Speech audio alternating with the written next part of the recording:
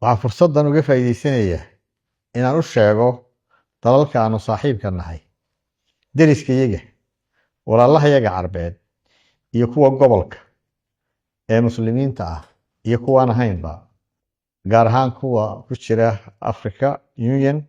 Dadka waynu isaga dhownahay, waxaa naga dhexeeya dhul, taariikh, diin iyo dana kale. Waxaanu idinka mudnayn inaad idinku hogaamisaan garabsiinta qadiyadda Somaliland.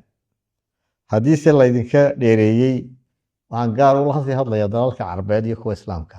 Weli fursado badan ayaa u furan idinkoo gobonnimadana ilaalinaya, yaanay caadifadda iyo muusanowga maangaabku idin hodin, oo ha ka hadhina aqoonsiga Somaliland. Dalalka kalena way aqoonsanayaan, bulshada caalamkana way ka mid noqon doontaa, kursigii ay xaqa u lahaydna way ku fadhiisan doontaa. Kuwii boholaa ku jiray way soo baxeen, kuwii dhuumanayay way soo baxeen. Maanta waxaynu kala ogaanay yaa cadow inoo ah, yaa saaxiib inoo ah. Waxaynu kaga baxaynaa inaynu cadaawadda iyo colaadda aynu ka hortagno midnimo qaran.